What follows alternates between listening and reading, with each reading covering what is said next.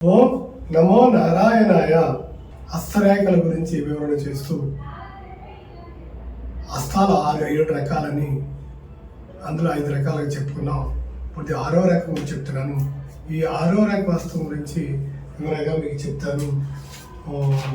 ఇది 6వ రేఖ సాత్విక హస్తం అంటారు తెలుగులో. అది మొనదేలిన హస్తం అంటారు. ఇది ఏళ్ళు పొడవగా పాయింట్ కలిగి ఉంటాయి. ఈ రేఖలు తేజవంతంగా ఉంటాయి, వేళ్ళు వెడల్పుగా ఉంటాయి, కాంతి కలిగి ఉంటాయి. రకాల కీర్తి ప్రతిష్టల రేఖ కలిగి ఉంటుంది. ఆధ్యాత్మిక శక్తి భావాలు గురుస్థానం బాగా బలంగా ఉంటుంది, అలాగే బుధస్థానం బాగా కలిగి ఉంటుంది. వీళ్ళు ఎప్పుడు కూడా పరోపకారం గురించి ఆలోచిస్తారు. ఆధ్యాత్మిక చిత్ర భావాలు కలిగి ఉంటారు. ఎక్కువగా ఆధ్యాత్మిక దైవ సంబంధమైన పాటలు రాయటము, పాటలు పాడటము, భజనలు చేయటము, సంగీతం ఎక్కడ ఉండటము, ప్రదాశాలు చేయటము, ఆధ్యాత్మిక సిద్ధ భావాలు చూడటము, ఎక్కడ ఆధ్యాత్మిక కార్యక్రమాలు జరిగినా అక్కడ చూసము. అలాగే వీరికి ధన సంపాదన చేయాలని, ధనాన్ని ఆర్జించాలని ఉంటుంది. కానీ వీరు ప్రయత్నం చేయకుండానే వారికి శ్రీలక్ష్మి వచ్చి పడుతూ ఉంటుంది. వాళ్ళ దైవ కార్యక్రమాలకి ఉపయోగపడుతుంది. ఇటువంటి వారు సమాజానికి సేవ చేయాలి. సమాజంలో ఎంతోమంది ఉన్నారు దైవ సంపన్నులు. వీరి హస్తాలు మనం తెలుసుకోవడం వల్ల మనలో కూడా పుణ్యఫలాలు పెరుగుతూ ఉంటాయి.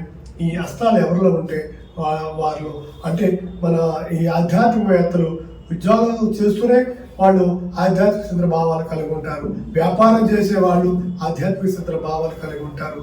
తర్వాత రాజకీయ నాయకులు కూడా ఆధ్యాత్మిక భావాలు కలిగిన వారు ఉంటారు. వాళ్ళు మధ్య పవిత్రమైన వ్యక్తులు. వాళ్ళు ఏ రంగంలో ఉన్నా కూడా వాళ్ళు సేవాభావం కలిగి ఉంటారు. వేరే వాళ్ళ నుంచి ఏమి ఆశించరు. అటువంటి ఆశించవలసిన అవసరం అనుకోండి. ఎప్పుడు వాళ్ళు పని చేయాలి, దైవ సేవ చేయాలి, తర్వాత దైవ కార్యక్రమాలు చేయాలి, చేతనైతే ఉపకారం చేయాలి. అటువంటి విధానంతో ఉంటారు. ఇటువంటి చేతుల గురించి మీరు ఎన్నో తెలుసుకోవాలి. మీ పిల్లలకి మంచి భవిష్యత్తుని ఇవ్వాలి. అందుకనే మేము గ్రామాన విలేజ్ ప్రోగ్రామ్స్ పెట్టి హస్తరేఖలతో అవగాహన కల్పించాలని మేము అనుకుంటున్నాము.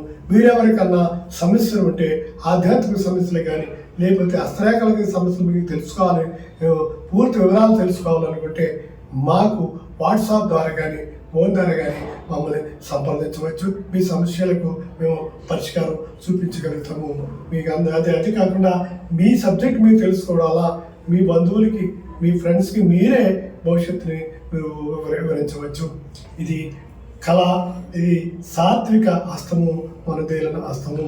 చివరిలోది 7వ హస్తం వస్తుంది. ఇది 6వ హస్తం. ఓం నమః శివాయ.